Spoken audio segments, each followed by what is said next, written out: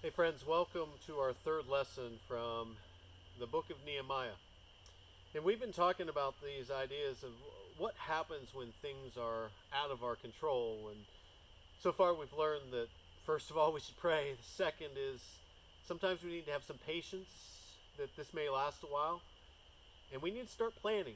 We shouldn't stay stuck at where we're at, and we should plan. And today we're going to learn one more lesson. And this lesson comes from Nehemiah chapter 2, starting with verse 11. So if you've got a Bible around you, your favorite Bible app, go ahead and grab that and turn to that.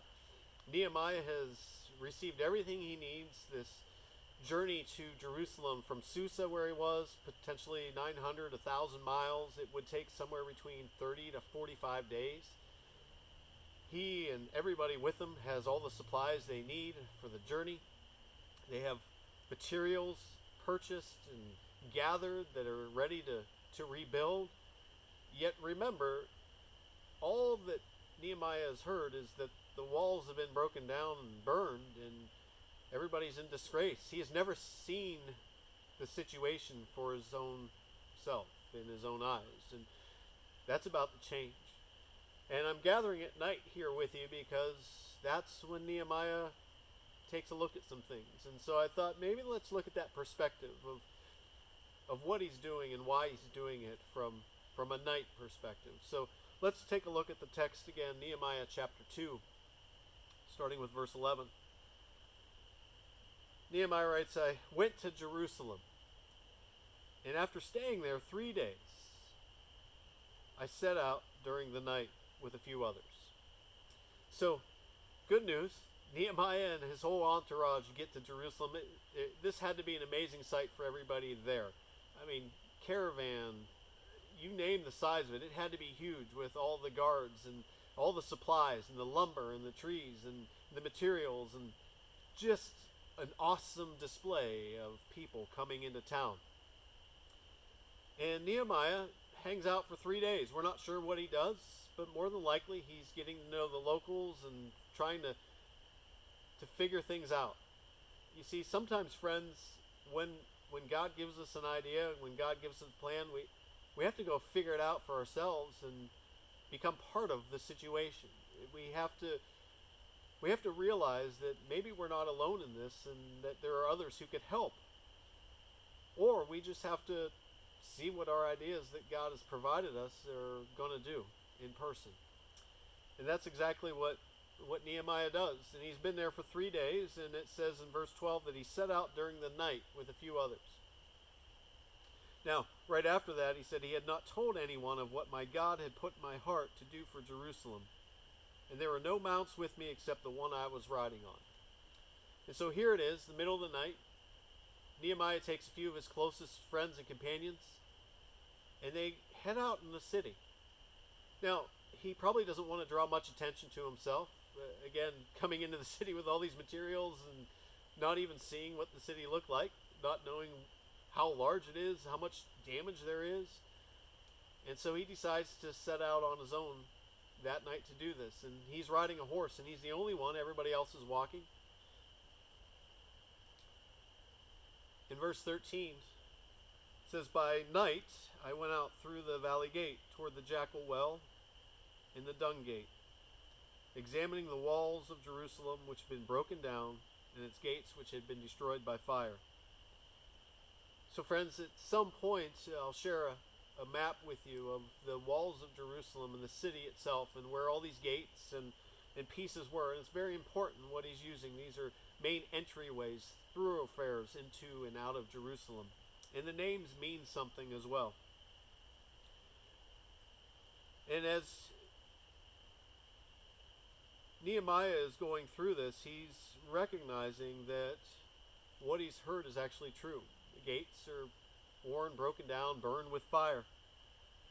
And it says in verse 14 that he moved onto the fountain gate and the king's pool, but there was not enough room for his mount to get through. So again, just more of the destruction that he can't even ride his horse around it.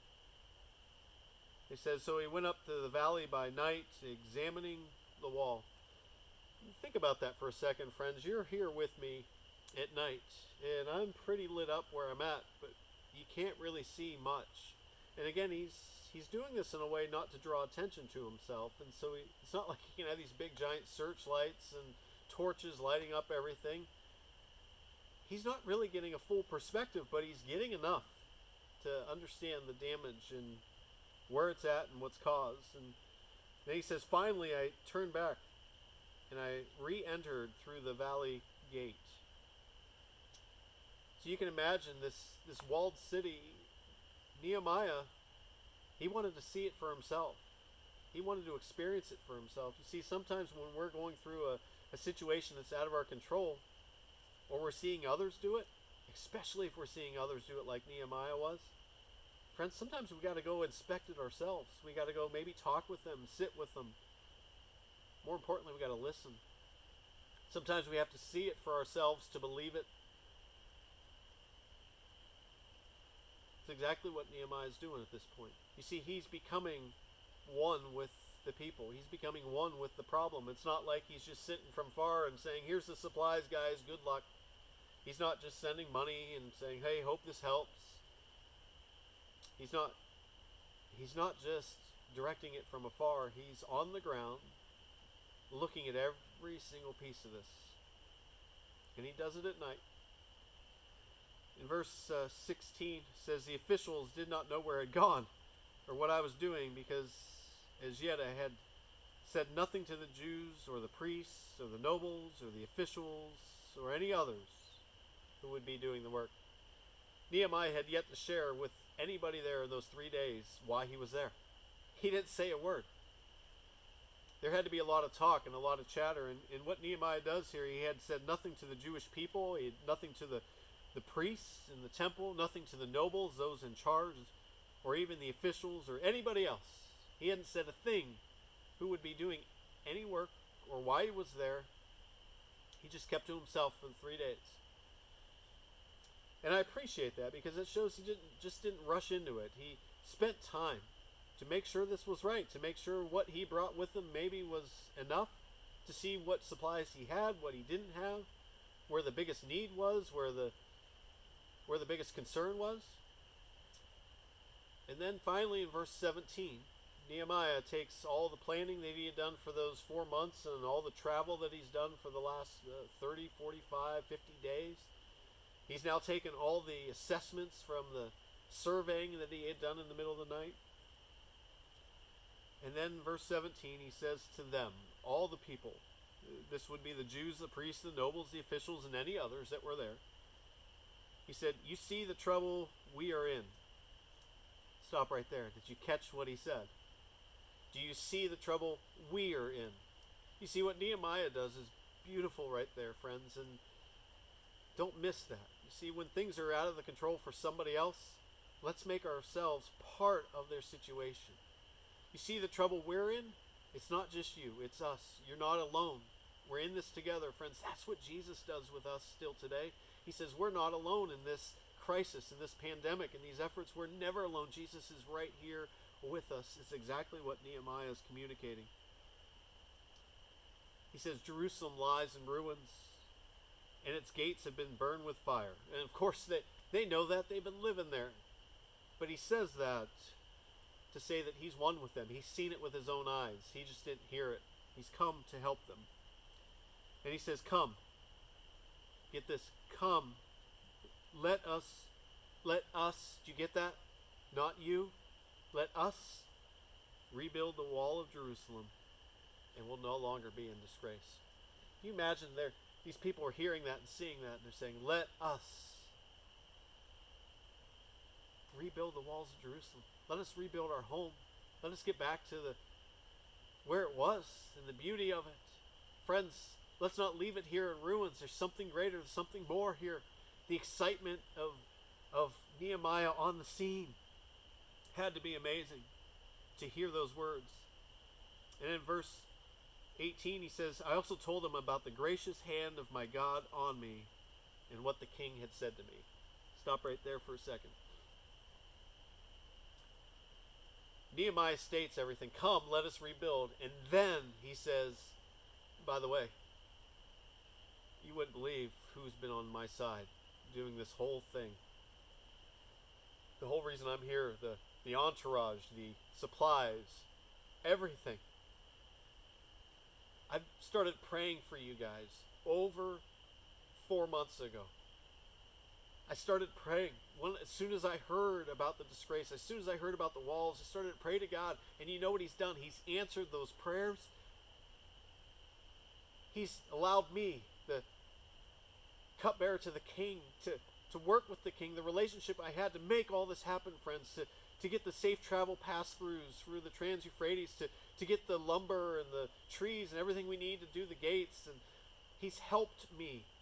God Himself has helped all this, and look what the King has done. This is in support of all of you. We are not alone in this.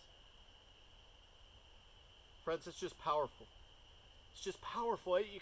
It's almost like he's the coach in the locker room. You're down at halftime by 20 points. Everybody's feeling miserable about themselves, and then all of a sudden the coach says, "Hey, listen, guys, we still got a half to play. I've seen your best, and you're not playing your best, and we can be doing more." And the pep talk and the rally and everything, and everybody starts to cheer and clamor. And that's what Nehemiah is doing. Guys, we're not alone in this. God is with us. The king has paid for some of this equipment, supplies that we need. People, we can rebuild this. And look at their response. At the end of verse 18, they replied, "Let us start rebuilding." And they began a good work. Friends, imagine that. They're in disgrace. The walls are broken down. This stranger, nobody, they never met Nehemiah before. And in 3 days, he comes into the town, gives them this pep talk. And in 3 days, upon his arrival, he's won the whole town over. He's become one with them. And the problem that they were facing, friends, is so minor at that point. And they all start rebuilding.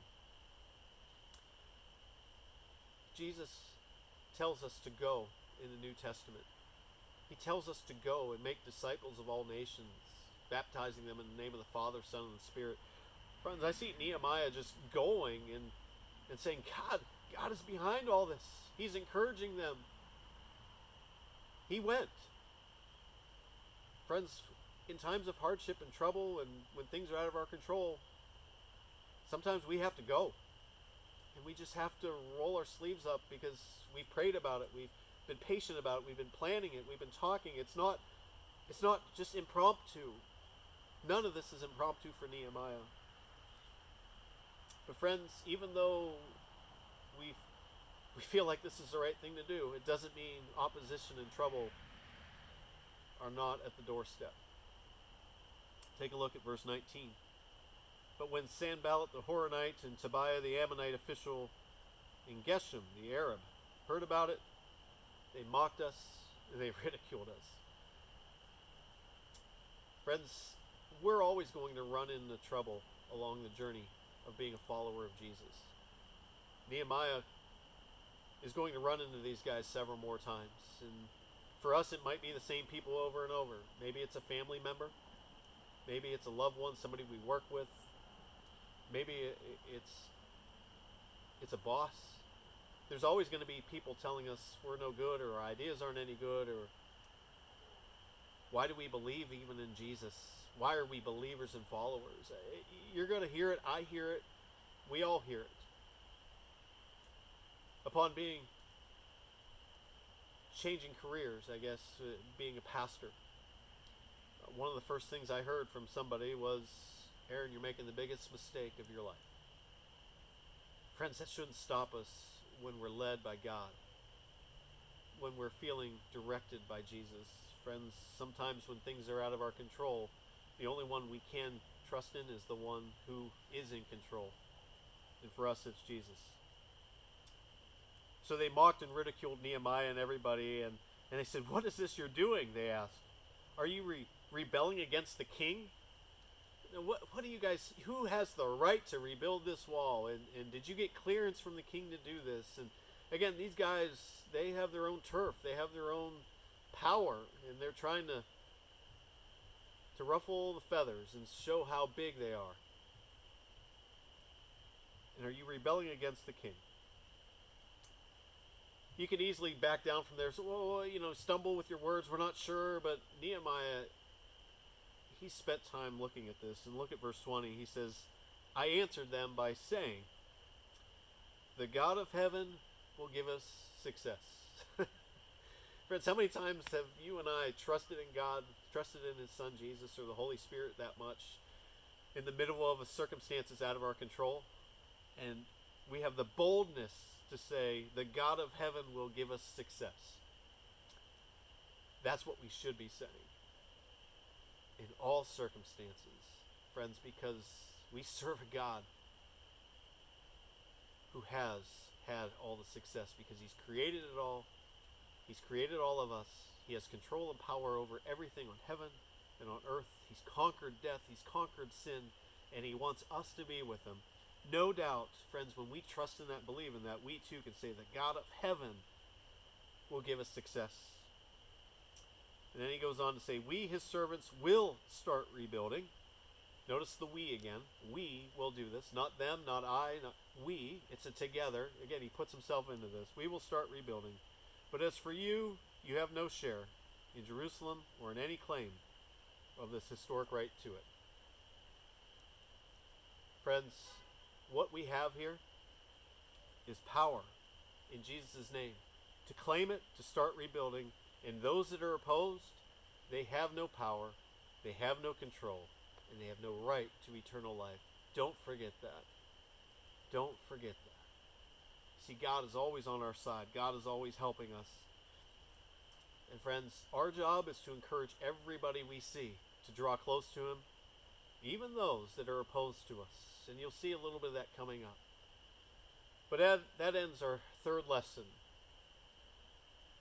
We have to put ourselves into the picture. We have to get ourselves on the ground sometimes, doing the work ourselves, finding it out, making sure it's what it said or what we've heard. We have to get the facts straight. And friends, that's exactly what Nehemiah is doing. And great things are about ready to happen. Don't forget to look at the comments below and the questions, interact with it in the YouTube video or even on our Facebook group. And if you want to hear more or join more, ask some questions. We'll see what we can unlock. We have a Zoom meeting on Thursday nights at 7 o'clock. Hope you can join us then as well. Friends, I hope you're enjoying our study through Nehemiah. I know I am. See you soon.